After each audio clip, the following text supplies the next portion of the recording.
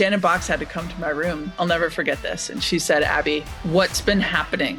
What is going on? Because it's not good enough. And we need you to be better. Yay, Shannon Boxx, a little intervention. Kind of changed my life in a lot of ways. And I give a lot of credit to Shannon Boxx for stepping up and giving me good I've never heard thrashing. that story. Yeah. I've never heard that story. That's so good. Attention. The party is about to commence.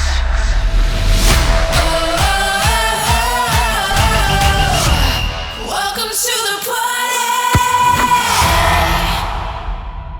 What's up, party people? I'm Julie Foudy. And I'm Abby Wambach.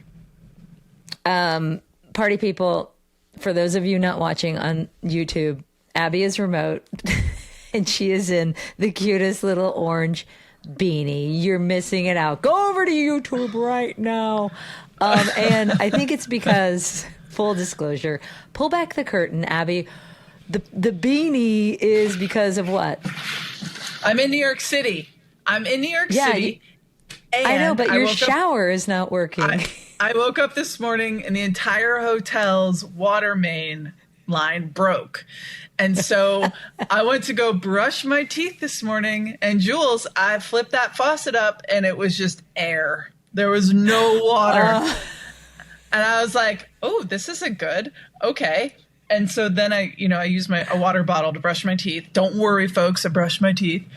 And then I called down to the front desk and the lady just said, yeah, our water for the entire building's not working. And I was like, okay, so I got some stuff to do today, and I gotta look pretty. And I got some recordings to do, and I've got an event tonight to be present at, and I flew all day yesterday to get to New York. So That means you're so clean. You were in an airplane. You didn't do anything. I know, but it's airplane gross. It's airplane gross. You know how I feel about showers. They're overrated. You're fine. Put a beanie on. Go to the event tonight. I can't. I have to actually do my hair. So I actually I think the water has been turned back on. Oh, but it's back. Yeah, here's the problem, y'all. What happens when your water turns off? Huh? Then you turn it back on. What do you got to do? You got to run that faucet. You got to run that faucet for 5 minutes. Brown. It's brown. Because it is brown. It is brown, Julie. And I was like, it is so brown. I didn't want to know this. And so I ran my shower a little bit. I don't know if I'm going to shower. I think I might go across the street. You might have to change hotels. I don't know what I'm going to do. I called the Women's Sports Foundation folks. I emailed them and I was like, can I get in a day earlier to the hotel? Please. Oh my gosh. Yeah, good times.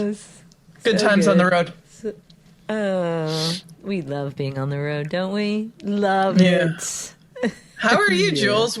You're coming to New York City any second, right?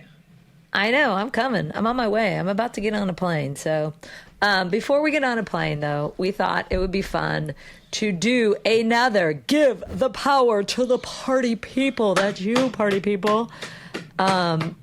So we have put our back call out before, and we've done it again for listeners to email us questions. And what's so fun, honestly, is we get so many thoughtful ones and emails, and we're pulling from some of those. It's really awesome to hear you guys and what's resonating and what you're loving and all the things. So thank you for those who wrote in. And if you haven't written in, please do. A reminder, we have our own email, partypeoplequestions@gmail.com. That's partypeoplequestions@gmail.com. But Jules, and here's the thing. I think what's cool about this is that not only are we getting tons of questions to our email that we have to sift through, but the Apple Podcast rating situation and the comments that people are leaving, I'm going there on a daily basis to get my little feel good fix. To get my feel good fix. Leave multiple comments if you can. I don't know if that's even possible, but thank you. Thank you for those comments. And by the way, we're going to listen to those comments. Those comments, if you have any feedback, we want this this show to be of the people. And so we want to curate this with you. Yeah. We're listening. We are definitely listening. We love that feedback. And you're right, Abs. When you need a little pick-me-up, I'm like, just go to the Apple Podcast page and read our comments. Oh, thank you. Oh, thank you. That's what I find myself doing. Oh, I actually sigh out loud. Oh. Okay. First question from the party people, Abigail, is a question from Rebecca S. from Los Angeles. Hi, Abby and Julie. Big fan of you both and loving Welcome to the Party so much. Here's something I've been thinking about. When it comes to a team's success or failure, how much responsibility really falls on the coach? Does great coaching truly make a difference, or is it more about having the right mix of talent, or is it a blend of both? I'd love to hear your 2 or 20 cents. Thanks a mil. Party on, Rebecca and La La Land. What do you think, Jules? Right. It's definitely a mix. But yes, the coach is key. The coach sets the tone. It sets the atmosphere. It sets the vibe.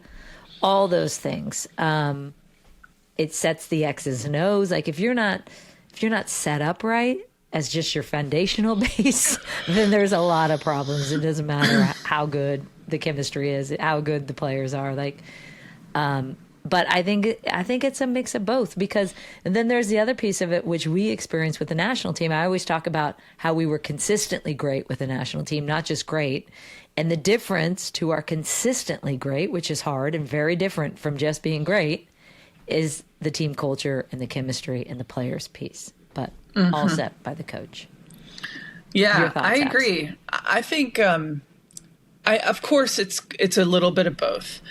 One thing that's interesting is, yes, players in general, year over year, get traded or transferred to different teams or sign with different teams, and so everybody is kind of movable. But for the most part, when things are kind of going awry, you can't just like get rid of the entire team mid-season. You can change the coaches mid-season. So coaches are changeable if things aren't working out, number one. And the way that I actually really like to think about this, and this is how I think about like bosses and employers, the success should always fall on the players' shoulders, and the failures should always fall on the coach's shoulders. And it reminds me of the Miracle on Ice movie / real life story of the 1980 men's hockey team, who were basically like college players in the U.S. and they ended up going and winning the Olympics. And Herb, I think, was the coach's name. Russia, the superpower, huh? Yeah, I really liked his approach to coaching in that way. And I, when the players win, there's something really cool about the Olympics. The coaches don't get medals. And I don't know if that's still the same as it was when we played, but it's really about the athletes. And if you're a strong enough coach and a confident enough coach, that like all you're doing is setting them up to succeed. And when it doesn't work out, you didn't set them up well enough, and the failure lays on your shoulders. Herb Brooks is who you were talking about. Yeah. Herb Brooks. Awesome. Yeah. Mm-hmm. Okay. Yeah. Thanks, Rebecca. Great question. I don't know why I went into what was the cartoon? Oh my God, shut up. Wascally the rabbit, the Bugs Bunny. Wascally Wabbit. Okay. Question number 2. Hold on, before we go on. What is it? Great. It was really great. Great.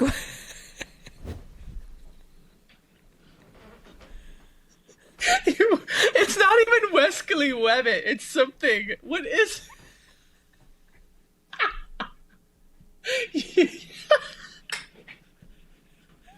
I'm crying. I don't know why that's so funny. Thank you, Rebecca S. Great question. Great question. Okay, I'll read number 2. Okay, question number 2. Erica P. What female athlete, soccer or not, whom you've met throughout your life have been the most inspiring, or you've been starstruck by, or fangirled over the most? Thanks, everyone. USA. Thanks, Jules, Erica P. You go first. Me? Okay. Yeah. I'm going to wipe away my tears. I know. Great question. Great question, Erica. I'm not much of a fangirler. Weirdly, like whether it's even athletes, celebrities, Hollywood celebrities. But I will say Billie Jean King, I fangirled over. Like, who's not gonna be like, ugh. I was in my 20s. I had already met her at the Women's Sports Foundation, but when I spent that day with her in my early 20s, and I was like, what am I doing around this table of like 8 amazing women, and one of them being Billie Jean King, and listening to her tell her stories and all those things. I'm sure I was like this the whole day. For those of you not watching on YouTube, that was like a jaw drop. Yeah. Mouth agape. Catching flies. Yeah. And I still am. When we spend time with her and she jumps on, I'm like, oh, Kinger. I love her. Yeah, I know. That's what I would say too. I would definitely say like she is and now that we've gotten to know her, I'm less this way just because I know her more personally. She's like a person instead of like the icon that all of us kind of know Billie Jean King as. One of the things that I am obsessed with in terms of other female athletes or women athletes are the athletes who do things that I could never envision doing.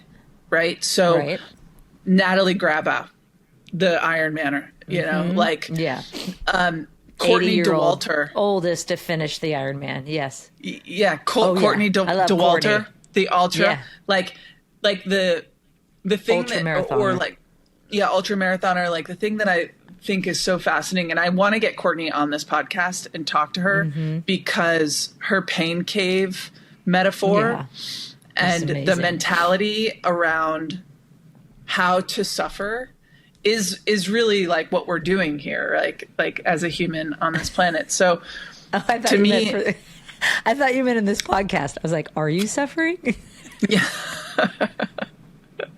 Definitely not. Pain cave this podcast. Pain cave. Julie talking to Julie is the worst. Talking to Billie Jean King. No. But I love and admire women out there that can do things that I know this sounds kind of egocentric of me, but that I know that I could never envision myself doing. Like I could never envision myself running hundreds of miles for an ultra marathon. Like that's amazing. And my hat's off to Courtney. But you can run 1 minute on a Peloton cross training treadmill. Yeah. I mean, listen, it's true. And I also ran a marathon. Have you run a marathon yet, Jules? No. I've run a lot of halves, but I've never checked the marathon off my bucket list. And do you then want I started getting no. Then I started getting to a point where I was like, I mean, I want to be able to say I ran a marathon just to be able to run 26.2 miles, but it's the training. I don't think I could train. My body does not like when I run that many miles. The training's brutal. And honestly, the training is the reason why I can't run anymore. So good call. Oh, really? You did good. From training for that marathon is what killed your ankle? Yeah, because I started training for it for the 2020 marathon in New York City. And that, of course, got canceled because of COVID. So then it pushed into 2021, and I just kept training. I was just like, this is great. You know, I tapered off and then started training back up. And so just all of the miles on my ankle on the concrete just really ruined my ankle. Oh my gosh. Yeah, that's a lot. All yeah. right. I'm not going to worry about that on my bucket list anymore then. Okay, great question, Erica P. Thank you for that.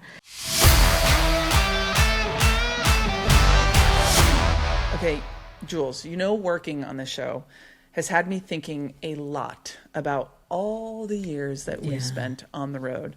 Yeah. And I can't express to you enough how done I am with staying in the normal hotel situation. Okay, but there was this one trip I need to tell you about that really sticks out. So we were in Chicago. We went for a game, and it was wonderful because there was we had no schedule. I had nothing to do. I was just going to watch. Wait, when does that ever happen? Never. Yeah. Never. So and nice. it was just so fun because it had all of these rooms, which was really important because I sleep loudly / snore. And Glennon, I was just going to say snore. sometimes needs to kick me out of the bedroom and send me on my way. And that's why I've always loved booking homes with Airbnb. It's not just because we have multiple rooms, but it's got the kitchen and the coffee machine, and it's cozy. like the feeling of belonging somewhere. Yeah, it's cozy. Yeah. So when you've spent half of our careers living out of hotels, finding a real home with space to really stretch out and actually have a kitchen, most importantly for me, a cozy couch, huge. Yeah. And here's something I wish I'd thought about back then. While we were traveling so much, we could have been hosting our own place. I know. Back home on Airbnb. I know. It's really easier than ever now, especially with the co-host network. So you can hire a local co-host to help manage everything while you're away, who creates the entire listing and handles all the reservations to the messaging the guests and helping with design and styling. They're local, so they take care of all the on-site details that would stress you out, which means you don't have to actually stress about any of the small stuff. No, find you're a just making money. co-host. Exactly. All you need to do is find a co-host at airbnb.com/host. This episode is brought to you by our friends at Shipt. Thanks for sponsoring the pod, y'all. Shipt makes the holiday season more joyful by helping you save time with same-day delivery on everything you need. Groceries, decor, gifts, and so much more. From your favorite local and national stores like Albertsons, Michael's, Target, and PetSmart. Great stores. I love that Shipt starts with groceries because, let's be honest, no matter how many lists I make, Jules, there's always something I forget every single time. And it's not just groceries, okay? Shipt, it's just making gifting and hosting easy. No matter how many kids or what size army is trampling through your home this year. Plus, members get $0 delivery fees on orders over $35, and they offer same-day delivery. So I'm not spending my special family time in checkout lines. You're not either, Jules, right? Hallelujah, Yeah. So save even more during the holidays with Shipt's exclusive saving event, Season of Savings, happening from November 16th through December 28th.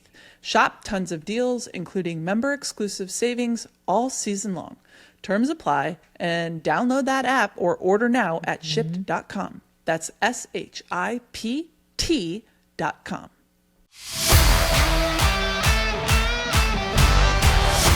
Cassie G from Female Footballers, which is a nonprofit. Love that. Okay. Hi, Juliet Abbey. First of all, loving the pod.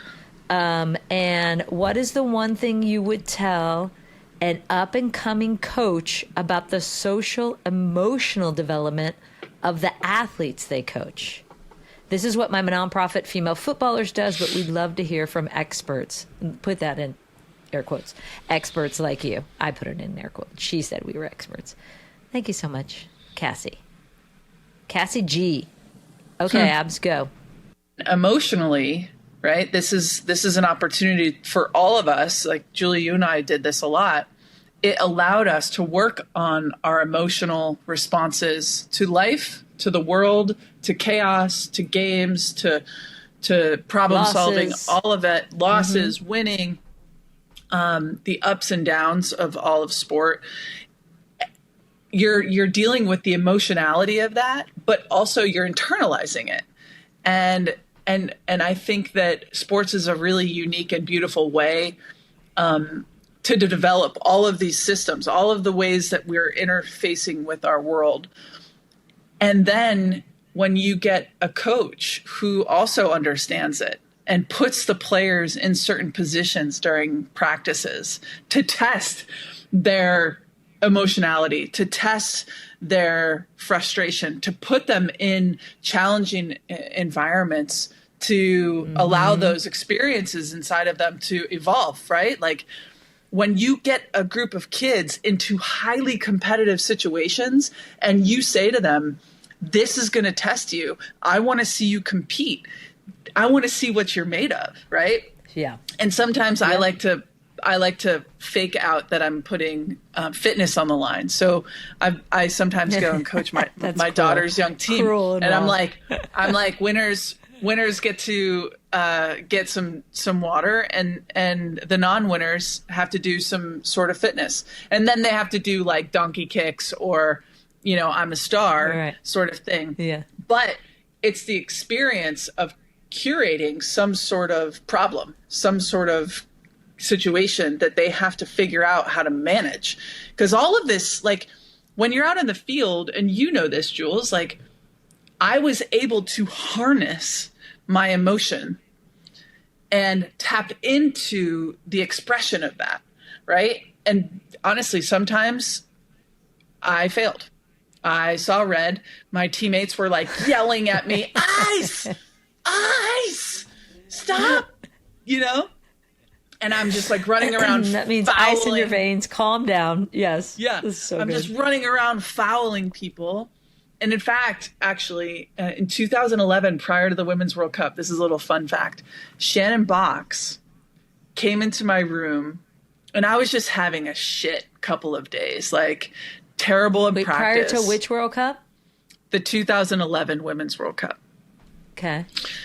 So I'm just not playing well. I'm not into it. I think that I know what's coming, and I'm like having this like decision, like, do I go or do I not? Do I give into it or do I not give into it? It's like that pre-World Championship stuff that psychologically that I'm going through.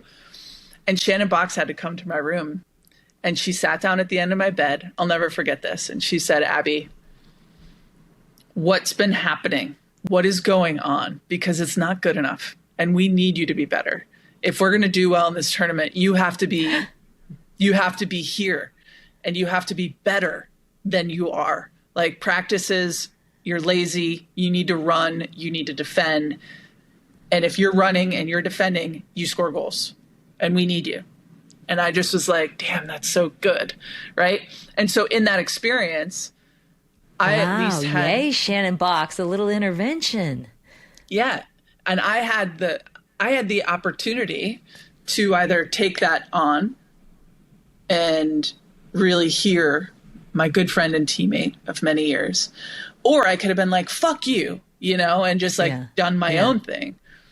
Right. But because I had been put in so many hundreds, thousands of environments by good coaches who challenged us on purpose so that we can take feedback, I was ready for that moment, and I got my shit together. And 2011 Women's World Cup kind of changed my life in a lot of ways, and I give a lot of credit to Shannon Boxx for stepping up and giving me good I've never heard thrashing. That story. Yeah. I've never heard that story. That's so good. And the way she did that, right? With care and concern, like, hey, come on, I know you. And I know you have better than this. Right? Like, and we need you. Mm-hmm. That's always the thing I think that really resonates. Like, we need you. It's not like, what is wrong with you? Why aren't you bringing it? Do you not love this team? There's no accusation. It's like, hey man, we need you. We need you, and I know you got better in you. So let's go. Where is that? And that's the other thing. And Jules, I want to hear what you say about Cassie's question. But the other side of this, Cassie, isn't just necessarily about coaches. It's also about teammates. Teammates are just as much of coach to all of us as the person standing in front of the team. Like, I sometimes got more information, and I got better as a player because my teammates around me were coaching me. So that's also important. Yeah.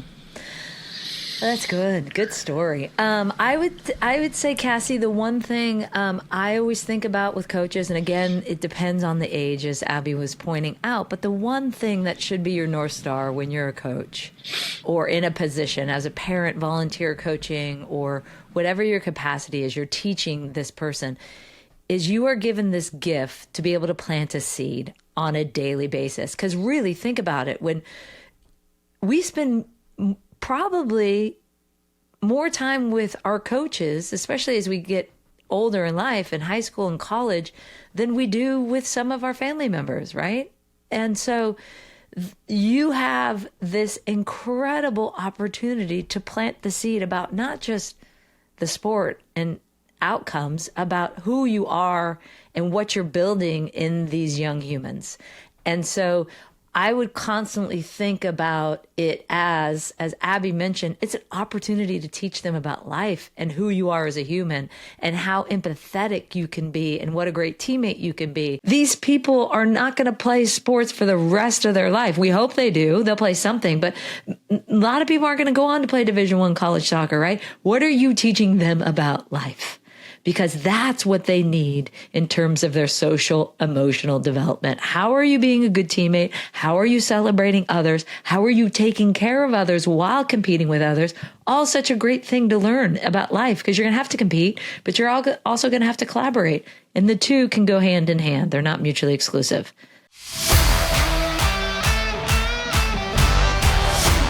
Jules, okay, you know that feeling when you find something so fundamentally amazing, you immediately text 5 of your best friends about it? Yeah. That is exactly what happened when I put on Viori's Dream Knit Performance joggers. I know. I also am donning this sweatshirt that I'm I was just going to pull mine. It's on the bed right behind me. I was just going to pull it over. I travel in it all the time. My children are like, I love that. Where's that from? And I'm like, it's Viori and it's mine. Hands off. Do not touch no, my literally, Viori stuff. I was wearing my Viori big hoodie sweatshirt. I'm gonna pull it for you a second. Hold on, stay. Oh my God.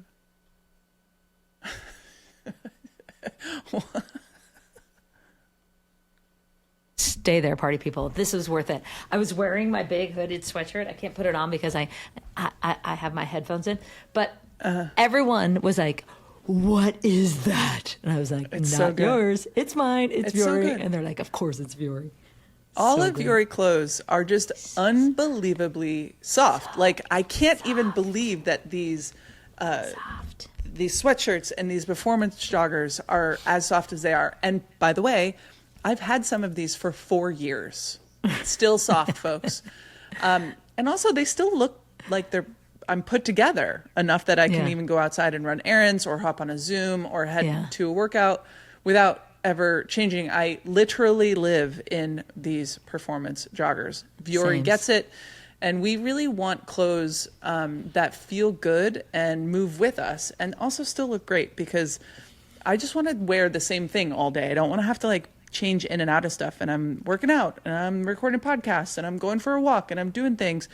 I get to wear the Dream Knit fabric all day long because it's lightweight, it's breathable, it's seriously the smoothest material that I've ever worn. Yeah. You know, I'm not even kidding. The versatility is next level. I've worn them to coach, to travel, to lounge, to dinners. It's just like, I love Viori so much. They just work. Viori is an investment in your happiness, okay? For our listeners, they are offering 20% off your first purchase. Get it. Get Get yourself some of the most comfortable and versatile clothing on the planet at Viori.com/welcome to the party. That's VUORI.com/welcome to the party. Exclusions apply.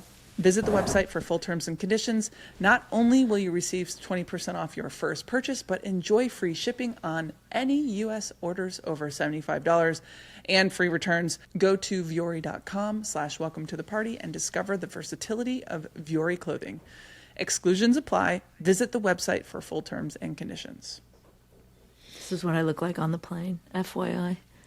Okay, let's be honest. Most bras were designed by people who have never worn one. Okay? Yes. It was founded by women who were done settling for just good enough. Yeah. Okay. These bras, Jules, actually solve real fit problems. Extra lift, no spillage, no digging, just comfort that lasts all day. And they're made with high quality materials and even thermoregulating fabrics. So, Jules, you know us, we're getting towards that menopause, I was just going to perimenopause thing. say, I Gives am us the so ability to stay appreciative cool. of that. Yes, thank you. Stay Third cool. Love. And did you know that they have 60 plus sizes from Incredible. AA to H, including the half cup sizes? Because, you know, our boobs are just not the same size. You usually have one that's bigger than the other. It's like so weird, but that's just the way My it is. sister calls And me they for invented, lopsided. but they invented this for us in betweeners, right? So seriously, half cups.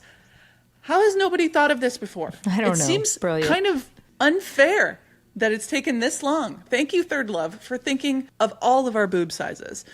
Okay, so mine, the ones that I'm reaching for without even thinking, they are that good. And if you can see me out in the wild, I am 100% wearing one, and you can't see it because it's under my clothes. So I'm just going to tell you about it here instead. I promise I'm wearing them. Stop settling for average bras. Get solutions made for your body. Get $15 off your first purchase at thirdlove.com with code podcast15. That is podcast15.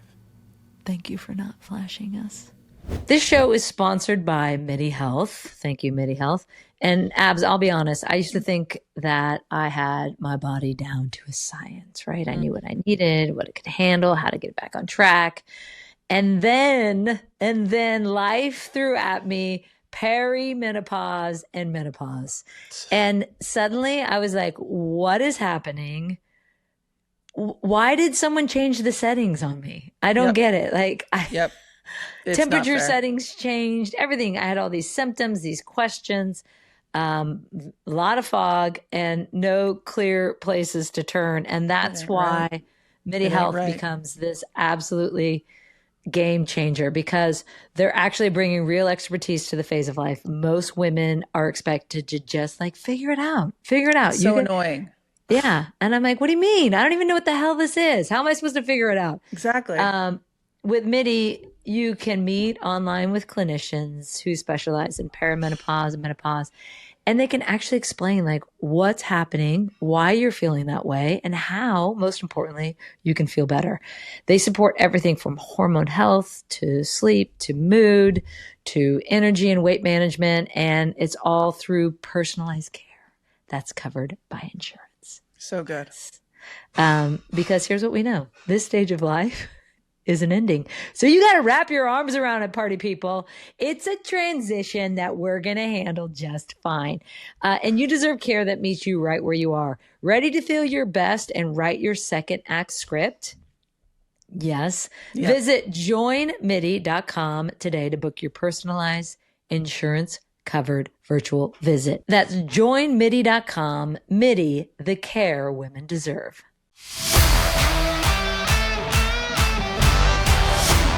All right, let me read Susan B's. Talented teenagers are being signed professionally now, and it seems a player's best chance for the U.S. women's national team selection is to be in a professional system. Are the days of top players also being able to have a full college experience over?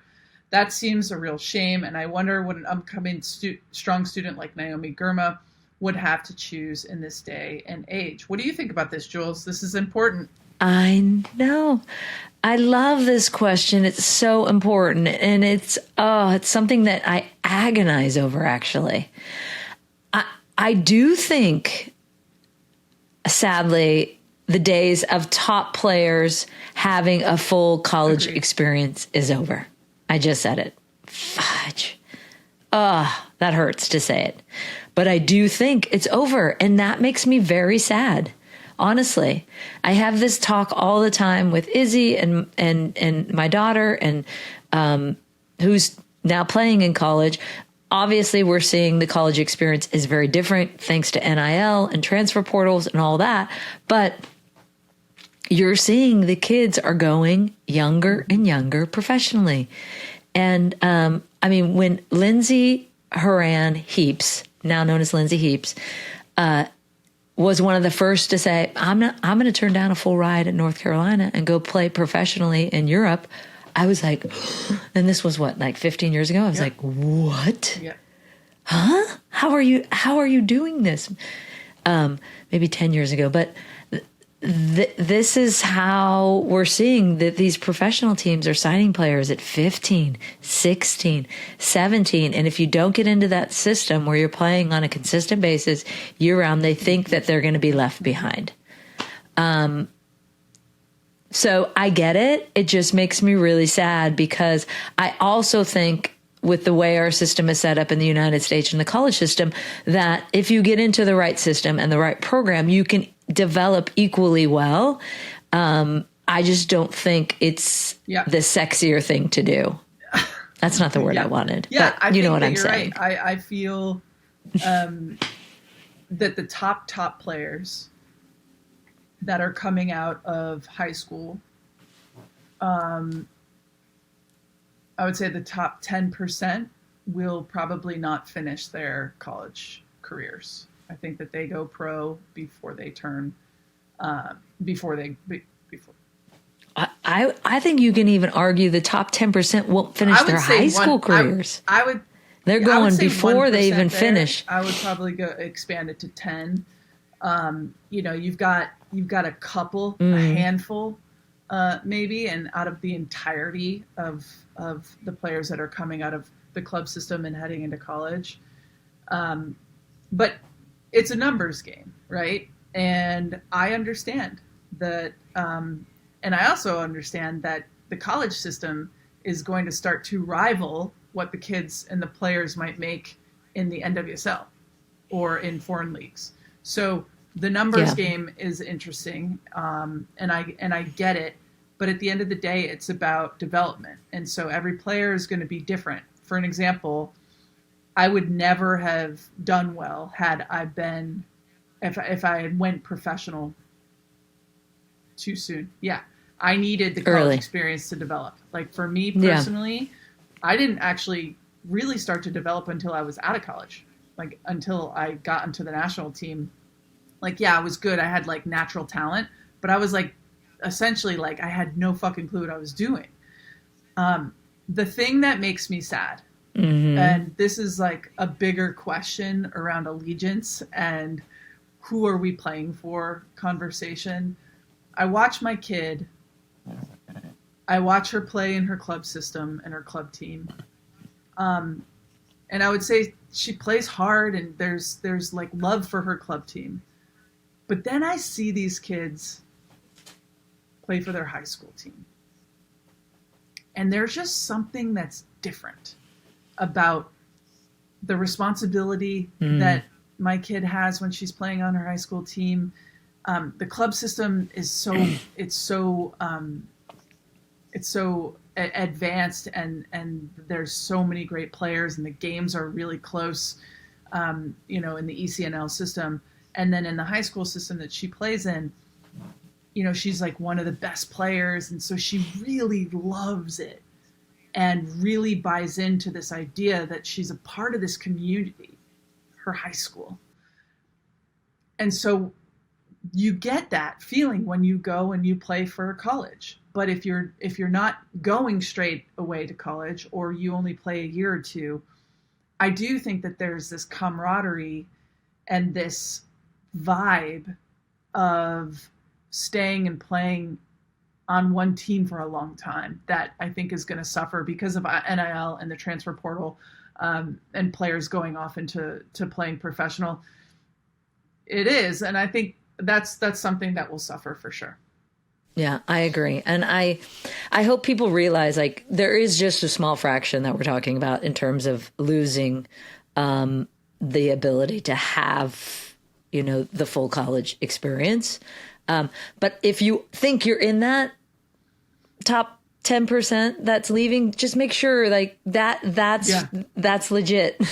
Because I'd hate for you to give up that full college experience and go on to the professional experience and go, this isn't at all what I wanted it to be. And sometimes you need that personal development of 3-4 years at a college with these amazing women around you and teammates to fully realize who you are as a soccer player. And then you can still go on to have your professional experience, and you're smarter and you're wiser, and you've lived away from home for a bit in a really warm, welcoming, hopefully, environment that college is. And I just look back on my college days and I was like, I wouldn't trade that for anything. Hell no. No way. I love my college days so much. And my Stanford soccer group is still to this day so strong with how many of us hang out and are friends together still. So, good question, Susan B. We will do a full episode on this. We're going to dive into the NIL transfer portal, changing of schools, stuff at some point for sure. But I think, Abs, that's going to wrap it for our Give the Power to the Party People. Great questions. Don't you agree, Abigail? the greatest questions we've ever heard. My daughter, Emma, I just have to say this really quick. When Emma was a little baby, she couldn't say her R's. And so she and then for some reason W's were weird. So she couldn't say water. She would say Wadeo. And one day we were at a restaurant. It's not even close. And I know. And the waiter came over and was taking her order, and she said, "Can I have some wadeo?" And the waiter, the server was like, "What are you talking about?" And she said, "Wadeo." And the server looked at her and she said, "I have trouble saying my Oz. Please bring me a drink." A drink. We all have challenges. That's what she said. We all have challenges, and I have trouble saying my Oz. And Glennon was like, Glennon's child. Oh, yeah. We all have So challenges. Good. We all have So challenges, cute. and mine is saying my Oz. Anyways, there you have it, party people. There you have it. All right. Don't forget, if you want to see Abby's orange beanie, which is very cute, go to the Welcome to the Party YouTube channel and subscribe, so you can actually watch the party and click on that little bell icon so that you get updates when episodes go live. And I hope your water comes back fine, Abs. I know. Oh, me too. Dear me. I also hope, Jules, we mentioned at the top of this, but it really tickles us when people rate us on Apple Podcasts. Come and join us. Follow us on Instagram, TikTok, or wherever you get all of your social media. Listen to us on wherever you get your podcasts. We love you guys so much. And another shout out to our friend Kate Diaz for our theme music. She wrote and composed it herself. Yes, Kate. And and one other thing, the email, if you want to send in your questions and be read on another Give the Power to the Party People episode, remember it's partypeoplequestions@gmail.com. And do the party people, Jules, I just want to say this, do the party people know that they might hear Julie or Abby in the theme song also? We did some renditions. Yeah. Oh, true. We're gonna have to give them renditions. Yeah. We have to get. You know, we need to add. We need to add the ending, which we also did, which was like.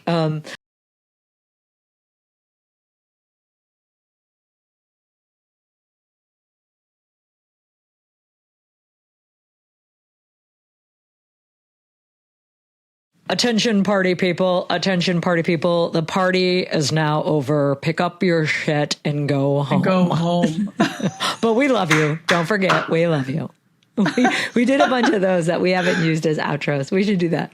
Yeah, we'll do Attention that. party people, the party is over. Please sweep the floors because Abby is The not. party is now over. All right, you guys. All right. You want to do USA? Put your paw in. All right. Wherever you are, stop what you're doing. Party people, hands to the middle on 3. 1, 2, 3. USA, USA, USA, USA. Welcome to the Party is an independent production brought to you by Treat Media. Treat Media makes art for humans who want to stay human. Silver Tribe is our production partner, and you can also watch our full conversations on the Welcome to the Party YouTube channel and follow us at Welcome to the Party Show on Instagram and TikTok. Party people, The party is officially over.